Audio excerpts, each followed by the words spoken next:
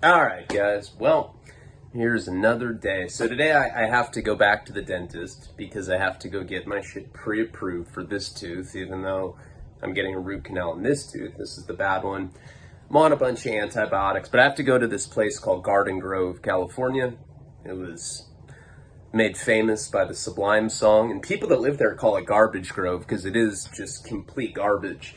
I remember Karina and I went there when we left that detox center together, when right when we had first started dating. I had relapsed on heroin when I was working for this telemarketing place, and we went to detox, and Karina was like hitting on the guys at the guys that were doing it. She was all wasted. She's like, I'm distracted, you're hot, my boyfriend's dick stinks.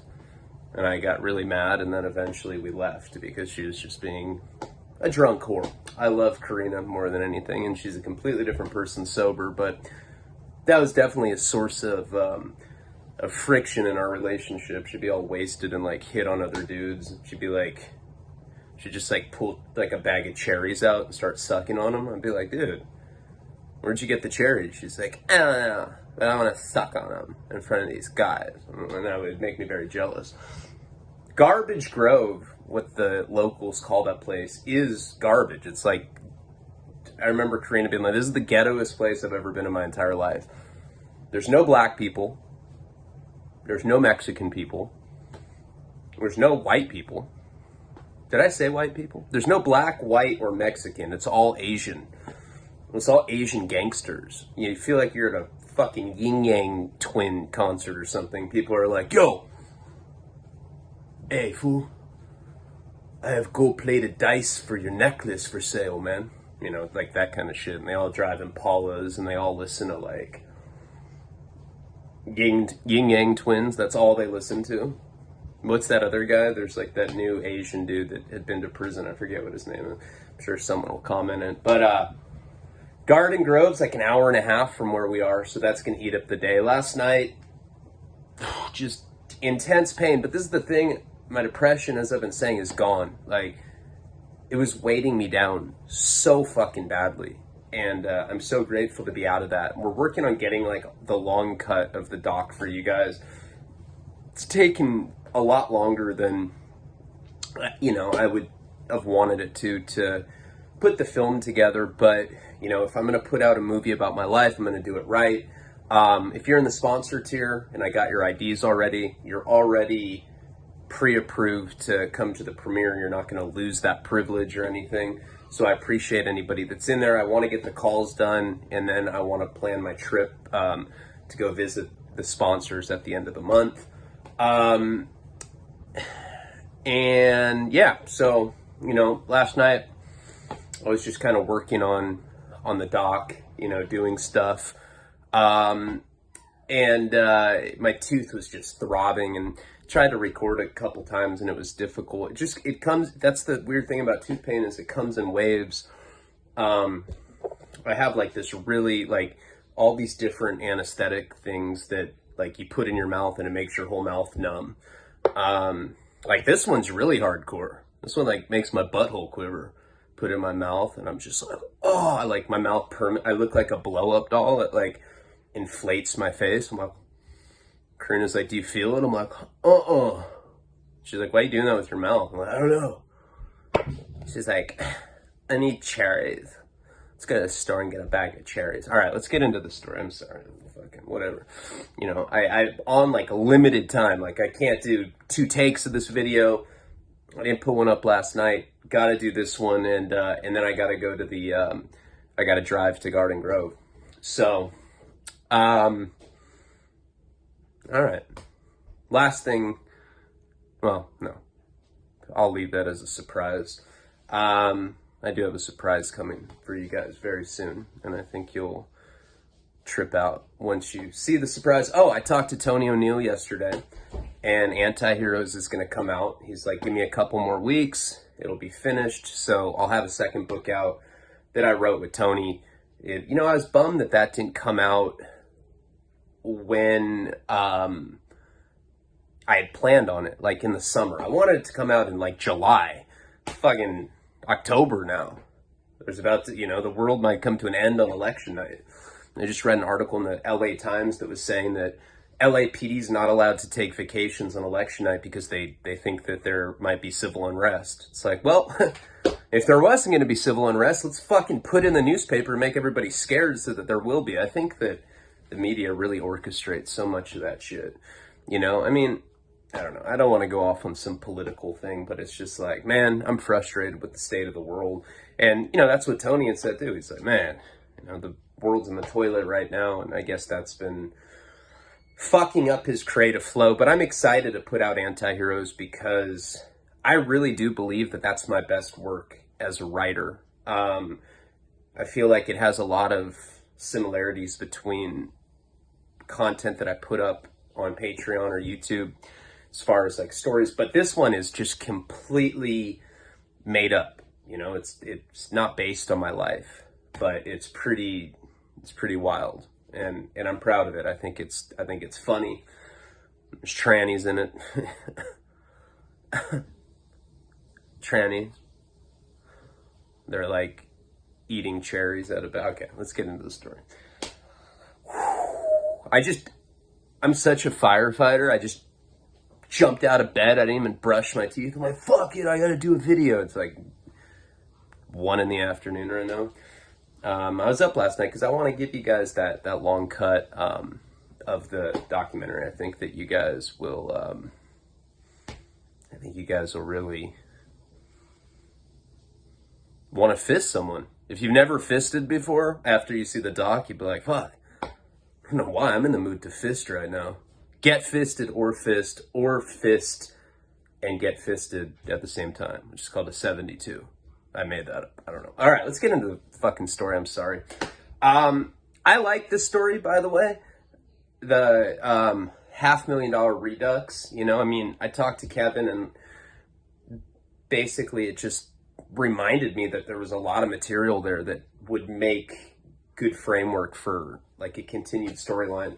Haven't been reading the comments, but the other night after I did the last video I did on this particular series, I felt good about it. Like afterwards I was like, oh, that was a solid story.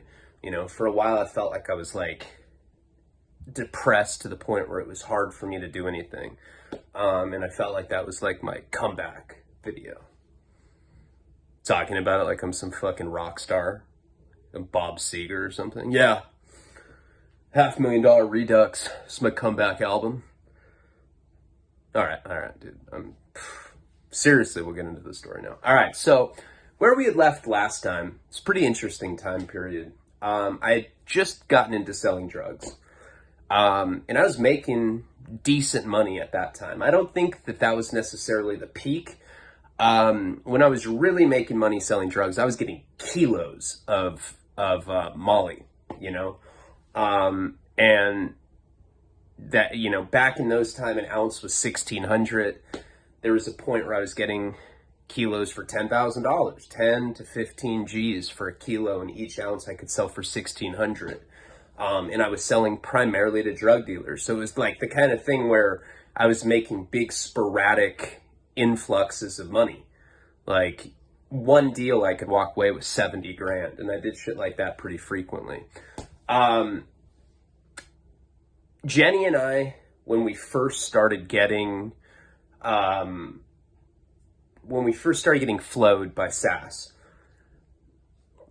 she kind of had that entrepreneurship, that did not sound right how I said that.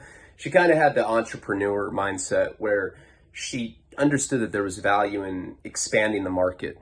And that's what we did. And like, that was the cool thing about selling those kind of drugs. Like, it's not like you're selling crack or like you're selling to like your friend's mom and she's like, I don't have money, but I'll suck your dick. And you're like, no, I'm way too good of a guy to do that. I'm not a terrible person. There's no way I'll get my dick sucked. I don't even like that kind of shit. It's whack, You're in these weird, odd, kind of uncomfortable situations with harder narcotics, right? But with Molly, mushrooms, acid, GHB, ketamine, DMT, They're club drugs. They're fun. It's like the fucking arcade of drugs. You know, it's like what comes with those kind of substances is like a very debaucherous, party, music-rich lifestyle. Going to festivals. I don't know if I ever told the story about Coachella, or any of the other festivals, 10,000 Lakes, or any of the festivals that I know I started Burning Man and then that storyline kind of fizzled out. But one of the best parts about selling these drugs is that I would go to these festivals and it would be like a business expense. I mean, it's not like I was fucking filing taxes and I was like, whoa, whoa, whoa. I went to Coachella to sell drugs. That's a write-off, bud. I don't even think I was paying taxes back then at that point. Of course I wasn't. I was getting all that cash. Eventually, when we'd wash the money and sell, launder the money from cash into lithograph art, I did pay some taxes at that point. But as Jenny was trying to expand our little, network, well, she was trying to find new people for us to sell drugs to. That's when we had met that guy, Dion. He's this black dude down in, I believe, Riverside County. Charismatic guy. He's like one of those guys that would rub your back when he talked to you. Like, hey, bud. Like, I felt like, we never golfed together, but we had a golf relationship, if that makes sense to any of you. Not in a million years would I think that he would set me up, but that's one thing that I learned early on in my drug dealing career, is that it doesn't matter how charismatic or cool someone is. Like, you could be the coolest guy in the world. Like, you go into bars and you're just like, yeah, what up, Mike? Oh, Larry. You can be that guy. And then as soon as you get busted, you're like, dude, Mike and Larry sell bud. Large quantities. I'm willing to testify. I don't even like those fools. And you see that all the time. It's this big, backstabbing community. There's a lot of that because, let's face it, when you're sitting in an interrogation room and they're like, look, I'm not trying to scare you, but you're going to do 20 years in prison and you're going to get butt fucked every day. Unless you're a meth head. Well, no, meth heads, that's a horrible example because they like to talk. Usually people are like, damn, I've never been butt fucked. 20 years of butt fucking. I'm going to snitch on my homies. Where do I got to sign? Larry, Mike, Bud. And that's what happens. And that's why I would never get back into selling drugs. I don't give a fuck how poor I got, how bad my life got. I would never get back into selling drugs because I learned during that period that people set you up frequently. Happens all the time. There was a period where every time we left our hotel, we were getting pulled over. And a lot of times it was specifically by the narcotic department. So we knew that this guy, Dion, was trying to set us up.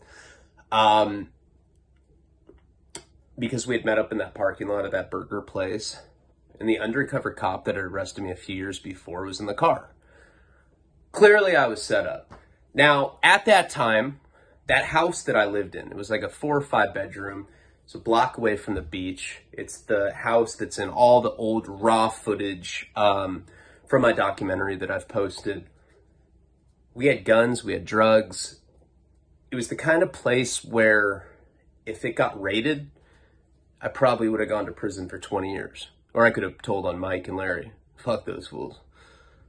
And we knew that. And as soon as we found out that there were cops on our trail, we decided to leave. Best place we knew to go was to our boss, who lived up in Santa Cruz, and he owned these multiple houses. And we knew that we probably couldn't stay with him because he had a weird lifestyle in Santa Cruz. He lived with some surfer guy that owned a hot dog stand or something. And the guy would just surf and sell hot dogs. I don't know if the guy knew that Sass was some big national drug dealer that, was selling hefty trash bags full of MDMA. But it wasn't the kind of place where a heroin addict like me, and mind you, at the time I was smoking a lot of crack as well, $600 worth a day. If you look at my arms from that time period, they're looks like I'm bulimic or something. For real, it looks like I have an eating disorder. My arms are like rail thin. It was the kind of thing where we wouldn't be able to stay with Sass, so it wouldn't matter. And so once we went up there and we told him that there was potentially heat on our trail, he ends up sending us up to Washington State. Now, if you guys remember, before this whole debacle with Dion had gone down, we were in the middle of my friend Leon's biker friends from Ohio coming cross country to buy 100 pounds of weed, you know, and that's actually happened 2 different times with him, you know, 2 different situations where I was selling a bunch of bud. And as I explained in the last video, I think it was the last video, might have been the one before that, weed wasn't my primary thing, but back then you could make so much money from it. It's like, you know, and also, like, I don't want to ever give the impression that I was ever in drug selling for money. It was never that kind of thing. It just all kind of came with it, you know? It was like, once I started making money like that, it was just all these other opportunities just kind of fell in my lap, you know? And selling 100 pounds of weed, I could make 50,000. I could make 100,000. So that thing was in the process when we had left. So we ended up going to this pretty desolate house out in the middle of Washington State. It's kind of, if you've seen the Twilight movies, I know I mentioned this. This just helps me get back to where I am though. That's like where this took place, you know? It was like very like gloomy, and it rained, and there was like a soft mist. Very beautiful, very magical, you know? If Bro Chop Horn, remember I said that Southsiders would be doing BFing out in like outdoor locations, like by a creek or a barn, like in like construction boots, this would be the perfect place for some like enchanting Bro Chop Horn. So when we get there, we end up finding that $500,000, you know, roughly that, you know, it's in low denominational money. I mean, some of it's hundreds. There's a lot of 10s, there's a lot of 20s. And I don't know if you guys have ever seen like anything over 100,000 in like lower bills. If you're not a drug dealer, it's pretty rare to see stuff like that. But one of the most annoying parts of making that kind of money, and like I was never making hundreds of thousands of dollars at a time, but there was a period where I had $250,000 in cash in my safe. One of the most annoying parts of making that kind of money is counting it. Counting it is so annoying, you know, and we would use these big machines that would count it for us, but we wouldn't always have that. You know, if we knew, like there were multiple times when Sass would have me come up, you know, I worked for him for 2 years. 2 different times during Christmas, he ended up giving me cash bonuses. You know, he'd give me 10 grand cash. And when I'd go up to his place, be like, hey, I'm going to give you this bonus, but you need to help me count this money. And then we'd have to load hundreds of thousands of dollars into the machines, and they would count them. And it was always really annoying. But when we did do that counting, when I went up and I'd get my Christmas bonus, we'd have machines that would assist us. This particular time, we're out at this house in Washington. It's furnished, and, you know, he's got a bunch of canned foods and everything. I don't know if he had forgotten that he had this kind of money. I mean, knowing him, he was pretty organized. He was pretty efficient. He was pretty methodical with how he did stuff.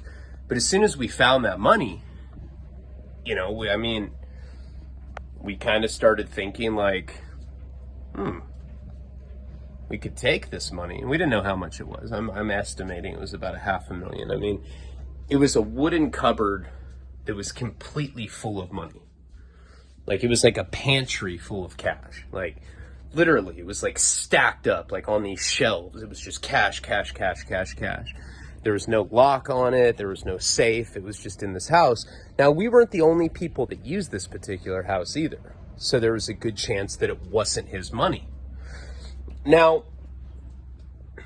there was a couple times, and if you guys remember how it had started with this guy, I needed acid because I had punked Jeff out. We were supposed to go to a Pink Floyd show.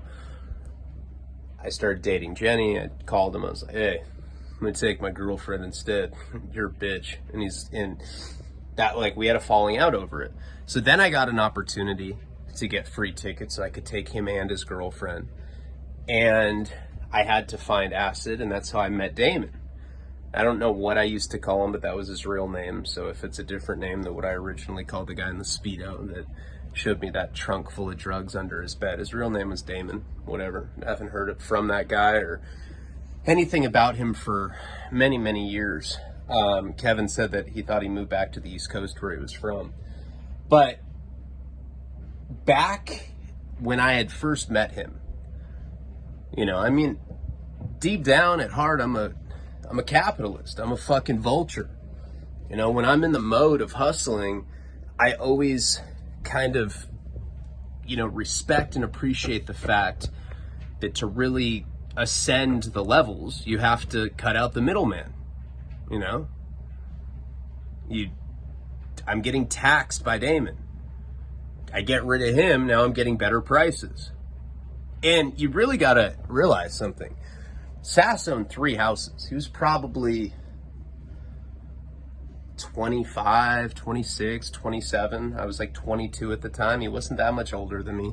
He owned 3 houses and he rented a room to a mansion in Santa Barbara. This guy had fucking money. And I knew that he was probably close to like the top of the food chain as far as the drugs that we were getting, because they were all just ridiculously pure. You know, the acid that we would get back then, you could take a vial of it and you could cut it a few times. You know, that's how pure this stuff was. It was insane. All the stuff he had was like top-notch quality, and so therefore it was obvious that it hadn't been stepped on, and so it was probably pretty close to the source. Now, Sass definitely had conversations with me throughout the time that I was working for him, where he would allude to where the drugs come from. According to him, they came from Toronto. According to him, he had been recruited when he was at culinary art school, and they had thought that he was a stand-up guy, you know? And these people were manufacturing MDMA, MDA, LSD, DMT, anything that you could synthesize like that would be considered party drugs. They were synthesizing in Toronto, and somehow he was getting it. So I knew that he was right there with the people that were actually manufacturing the stuff. You know, in crystal meth world, you got guys that are cooking in their fucking bathtub. When you know the people that are actually cooking up the LSD and the MDMA, it's a little more rare, but it's much more clandestine. You know, it's like, it's secretive. So he had talked a couple times about how his connections were in Toronto, and he also talked about, and I definitely don't want to say this guy's name, but he had alluded to Toronto, and he had accidentally brought up this person's name. We'll call him Benny, right? And he had this guy that he would talk about that lived in Oregon. Supposedly, the guy that lived in Oregon was the guy that worked for the cooks in Toronto. So if you look at like the hierarchy of how this operation worked, Toronto was at top, this guy Benny was second in command, and then Sass was like a regional director or something, and he would be in charge of hiring dirtbags like me that could literally flood an entire town, which is what I was doing in Santa Barbara with Molly at that time. And I don't feel bad about that. You know, selling heroin, yes. I look back and I have to wonder, like, how many lives was I responsible for affecting? You know, how many people may have died because of me? I don't know. There's no way of really knowing that. But when you're bringing that much heroin into a small town, you know, you have to acknowledge the fact that you are destroying lives. With Molly, I don't feel that way. When you're on Molly and you cum, it feels like you're peeing cum for like 40 seconds. You're like whistling Yin Yang Twin songs. Like, I don't know. Got this tune stuck in my head from some Asian dude in Garden Grove. And you're just pissing cum. So, I mean, you know, overdosing, dying, pissing cum. You got to kind of weigh the two. And I felt like maybe I wasn't doing anything bad by flooding Santa Barbara with Molly like that. So anyway, the point is I had known that there's this mythical character named Benny that lived in Oregon, and the way that it was explained to me, all the drugs except for the mushrooms came from Toronto and went to this guy Benny, and then the drugs went from Benny to Sass. I mean, this is what I gathered with like fragmentary conversations that we would have about the matter. And the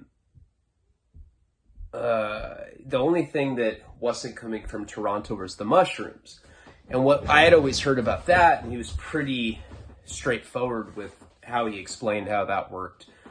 I guess there was some hippie girl that had been married to like a big bud grower out in Oregon. You know, he had a farm out there, but he also had like, what's it called? Pastures, cow pastures or whatever. You know, he had these big like fields, these agricultural fields that had cows. They took shits, mushrooms grew out of them. And because she had divorced this guy, instead of getting alimony, he made her a deal and said that he'd give her, you know, hundreds of pounds of mushrooms every time they harvested or whatever the case was. So that's where the mushrooms were coming. So I knew that the real like hotbed of activity was happening in Oregon, although I hadn't met those people at that time. Just thought I'd bring that up because now I'm in a situation where I'm at this house in Washington. You know, I probably have a couple ounces of coke left on me. And remember, I'm strung out on heroin at the time. I don't remember how much I brought while I was up there, but I know at a certain point I ran out of it. So when we found this money, we already know that we're essentially on the run from a potential law enforcement encounter. We knew that we'd been rat out by this guy Dion. I mean, the writing was on the wall with that. It was obvious. We needed to figure out what we were going to do long term. And then all of a sudden we get to this house where we're hiding out and we're out in the middle of nowhere up in Washington State. And we found what I want to estimate was about $500,000 in cash, stacked up neatly in low denomination bills in this pantry closet or cupboard or whatever the fuck you want to call it. So, I mean, you know, I could pretend like I'm not a terrible person and be like, I'd never jack my connection. But the guy was always kind of patronizing towards me. He'd always talk down to me, you know? And, you know, he just always was like very smug, you know? Like, oh, I don't eat non-organic pancakes. Like, what the fuck? You're like 70 pounds overweight. What the fuck do you eat? Whatever you're doing's not working. You'd be like, oh, I have money. I'm like, oh, that's true. All right, I'll go stand in the corner now. I'm sorry for raising my voice at you. He's like, oh, it's okay. So he kind of talked down to me. I mean, the guy gave me opportunity by flowing me with all these drugs, but he wasn't, I didn't consider him a friend. I considered him a boss. So I guess if we're going to compare me stealing from him, we could say that it was kind of like embezzling money from a company that you work for. And that's kind of the decision that we were talking about. Like, well, we could technically just take this money and then we could move to another country. You know, we could go to Costa Rica. We could go to Mexico. You know, at the time we were watching Blow a lot. We watched kind of what they did. Like they went and they lived down in Mexico and they were partying down there and that looked like a good time. You know, maybe we could just jack this guy and we'll never have to worry about money again. You know, when you're in your early 20s, you think like $500,000 is the kind of money that you could be set for. And I guess if you play your cards right, you could take that $500,000 and invest in certain things and make it last forever if you play your cards right. So we were weighing that.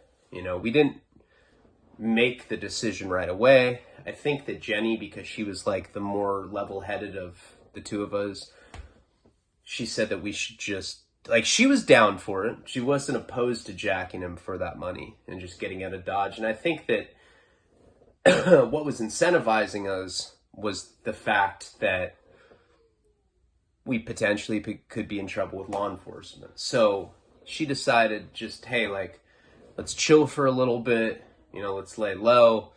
let's see what's going to happen here. So while this is going on, so we don't touch the money. We kind of just leave it there. We want to see if he's going to mention it. We want to see what's going to happen with it. So while this is going on, the guys from Oregon, or the guys from Ohio that were coming to get the 100 pounds of weed, they were getting my friend Leon, the guy that was friends with JP, the guy that overdosed. Now he's dead. He's the guy that had gotten shot in the face by the Southsider, posted a picture of him a while back. Leon was getting increasingly frustrated with the fact that, I'd call him, I'd be like, hey man, I'm not in Santa Barbara anymore. I'm in, Santa Cruz. Hey man, I'm going up north. At a certain point, I didn't want to even say what our location was. Then eventually I had to call him and let him know that I wasn't even in the same state anymore. I'm like, yeah, I'm in the state that they shot Twilight in. I'm trying to be all slick about it. And he's pissed off because these biker guys had already traveled across the country. They were like already in California at this point, and he had to tell them that we were basically, in another place. And that's what I told Jenny. I said, hey, let's see how much we can make off the bud. Now, remember, we had set this up and all of our connections with the bud were down in California still. We were never anticipating going up to Washington State at the time. So we considered just having them meet up with one of our connections down in California and us getting the cut. But we couldn't really find people to do that. I mean, it's not an easy sale when you call people that sell 100 pounds of weed at a time and you're like, hey man, I'm not going to be there, but I got these bikers that I don't even know coming from Ohio. They're coming cross country on choppers and they're bringing cash money. I've never met them, but there's some shady dude that I met in college that I've gone around doing robberies with that told me they're good dudes. And he's a horrible person just like me. So you should probably meet up with him and just roll the dice and see what happens. That wasn't an easy sale. That wasn't what was going to happen. Sass, on the other hand, was plugged the fuck up. As always, I mean, at any city, whether it be Oregon, whether it be Santa Cruz, whether it be Santa Barbara, wherever this guy was, he had like an entire network of people that were selling Molly, that were selling marijuana, that were selling all these different drugs. So I called him and, I told you guys I had the kind of relationship with him where we never really said anything on the phone. I'd call him and be like, hey, I'm coming up to Santa Cruz. I'll be there soon. We never really talked specifically over the phone, but in this instance, I called and we talked in code. And when we did talk in code, we used Mario Brother names to talk about whatever product it was. I think we still have those Mario Brothers 3 cartridges, for the original Nintendo system. When we're talking about Mario Brothers 3 cartridges, we were talking about 3 packs of mushrooms, 3 pounds at a time, stuff like that. So basically, I talked with him in code and told him that I had some people that were interested in buying a box, which is 100 pounds of weed. And, 100 pounds of weed at that time, like I said before, could be anywhere from 300,000 to, 400,000. There was room for us to make 50 to 100,000. But again, now that I'm having to talk in code, it's kind of hard to get like exact numbers out of him. So it was like the same kind of situation. He just basically said that he could get the 100 pack for us, the box. And so I ended up telling Leon, and this was from one of his friends in Washington State. So I wasn't going to have to go anywhere. Like, we could facilitate this deal from this little safe house place that we were at while we're like considering jacking him for this money this whole time.